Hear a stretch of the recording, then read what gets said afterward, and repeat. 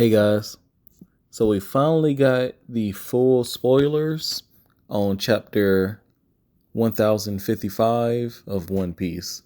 Chapter is called New Era, and bear with me, it's going to be a bit of a long stretch here.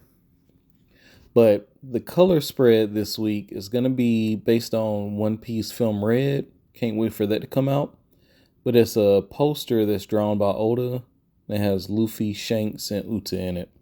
Uta, if you don't know, is Shank's daughter. That's going to be appearing in the movie.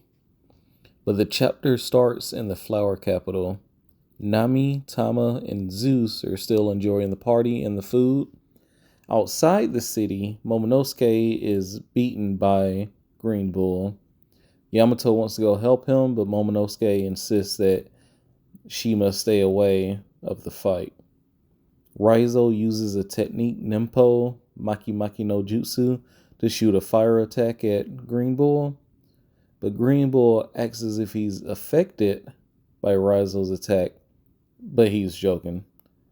Then he uses a technique called Fireproof Force and breaks free from the flames. Green Bull says, "You really thought you'd be able to defeat a Marine Admiral by relying on such an obvious weakness. You know, he's a forest man and in fire, clearly."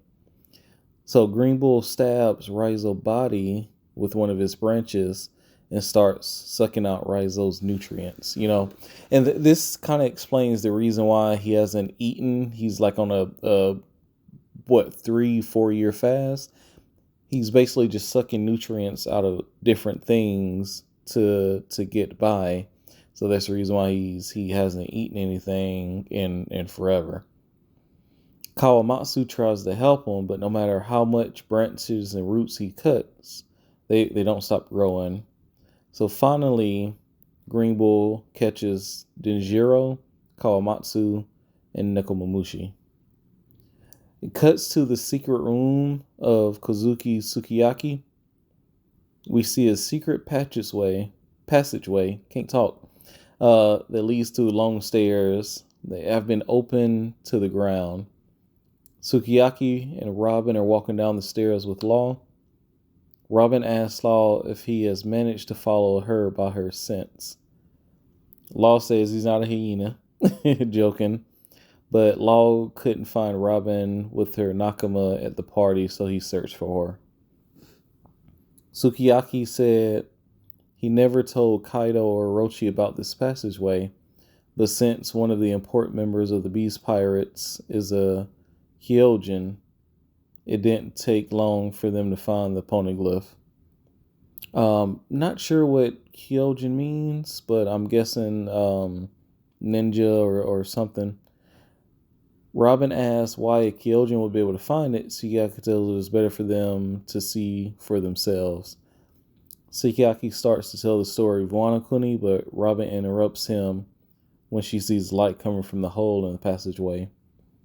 Robin asks, "What is that?" Sukiyaki tells her that she can go see what is there because the glass blocks the water since they are now at the bottom of the sea. Robin crawls through a hole. Law teleports with her. They both look through the glass and see the ruins of an ancient city under the sea. Sukiyaki tells them that the ruins are the other land of Wano that existed about 800 years ago. Thanks to, it's not seawater, the ruins are preserved in good conditions. So I guess seawater would corrode it. He then explains that ancient Wano country is basically what they're looking at. A long time ago, Wano Kuni was a large country, about 3 times larger than the present Wano, and it was located at the bottom of Mount Fuji, the same level than the sea. Same level as the sea, I should say. Then at one point in its history, the great walls that surround the island were built, and the country was locked up. Rainwater began to accumulate and flooded the entire country. After that, rainwater reached the highest parts of the wall, and water began to fall, creating the Great Waterfall, basically the one that Luffy and the Big Mom Pirates had to climb. So people decided to abandon the original Wano and built a new country around the mountainside of Mount Fuji, which is the current Wano. That's actually nuts. The group reaches the bottom of the stairs, and Sukiyaki opens a secret door that gives them access to a large room where the poneglyph is. Robin says if they can find one more, they'll be able to travel to Laftel. Sukiyaki says that, and I'm pretty sure that one more, probably in Elfbath. It has to be. Sukiyaki says the room is in a high platform inside the cave at Mount Fuji's base, deep below the ancient weapon Bluton. However, he has never seen the weapon, and he cannot show it to Robin or Law where it is. So Sukiyaki says in order to bring Pluton out, the walls of Wano Kuni must be taken down. In other words, opening the border is to destroy the defensive walls of the country, but it also means getting Pluton. So maybe that's actually what Odin read or knew about, or what was actually in the journal, because Momonosuke said he can't actually let down the borders quite yet. So that kind of makes sense. All right. It's pretty awesome. So back outside the flower capital, Green Bull trapped basically the Red Scabbards and Yamato, which is, I thought Yamato was pretty good, and tells them they can't do anything against Mother Nature. He says that if Kyle had continued in the country, he wouldn't have come, but Kaido's reign would have kept enemies away from Wano. Green Bull says to bring him Luffy. He will take his head and then leave the country. Like that's going to actually happen. Yamato tells Momonosuke they should ask Luffy and the rest of them for help, since they won't lose to a guy like this. Momonosuke crying says he doesn't need Luffy's or Yamato's help. So he asks Yamato not to offer his help anymore, her help. However you want to see the pronouns. Momonosuke said, you've been locked up in Onigashima all your life, but now you're free, and that's why I want you to leave. Luffy, Zoro, and the others, I can't always count on their help. We have to be able to defend ourselves from all enemies with the people of this country. We can't entrust it to those who are about to leave. If we do, how can we protect our country in the future? Speaking truths. So Green Bull mocks Momonosuke's childish attitude and says he never thought a dragon could be so embarrassing. In a moment of desperation, Momonosuke manages to shoot a blast breath, a bolo breath, that passes through Green Bull's tree body. The Red Scabbards and Yamato break free. Green Bull looks at Momonosuke. He can't believe what happened. Yamato can't believe that Momonosuke mastered the power of a dragon. Master is a big word. I would say he successfully did a bolo breath. And he's pretty fresh at it. Denjiro says Momonosuke is not aiming very well, but Momonosuke shoots another bolo breath at Green Bull and burns his body. However, a small plant grows behind Green Bull's burnt body, and then he grows from it again. So basically, you can shoot him, burn him, but he can probably, do like a rebirth kind of thing. So Green Bull transforms again, and then they fight some more. Green Bull says, well, that's the game you want to play. Fine, you Kaido wannabe. I'm going to pierce you through the mouth and the tail. Mouth to the tail. So Black Lightning can be seen from the distance. Green Bull feels something is paralyzing him and he screams in pain.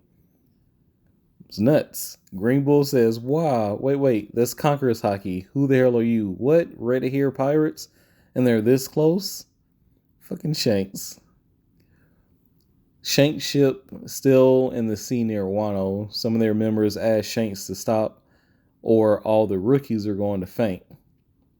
Shanks said, I won't say you're despicable, but a Marine targeting those new leaves that just changed pirate history, I think is tasteless.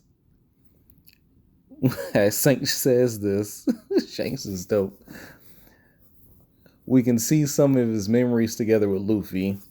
When Luffy cut his face, He can see some of the memories with Momonosuke as a child with Odin and Hiyori when Hiyori was born. We can also see a silhouette that seems to be Uta, which is Shanks' daughter from the new film that's coming out, Film Red. Oh, Oda's a fucking genius, man. Then we see a close-up panel of Shanks. He's pretty angry. He's very angry. Shanks, are you that afraid of the coming new era? Green Bull returns to his normal form and says he has no intention of fighting Shanks and his crew. At least not now. He finally decides to leave. Yamato celebrates with Momonosuke and the Red Scabbards. Momonosuke cries with joy. In the flower capital, we see that Brooke, Usopp, Chopper, and Frankie are still in the party with Hiyori and Toko. Outside the city, we see Luffy sitting on the ground with Zoro, Sanji, and Jinbei. Luffy says he's gone and laughs.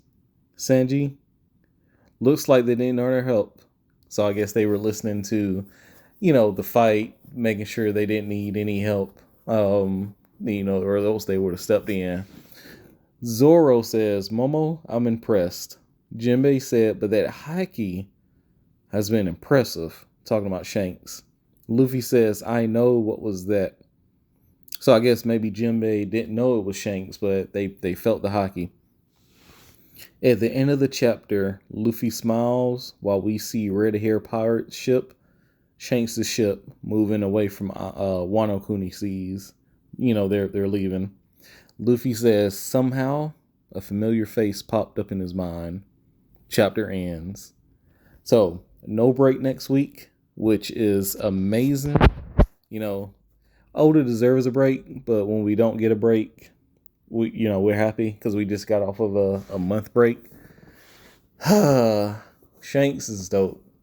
That's why he's the top of the verse on most people, character strength lists.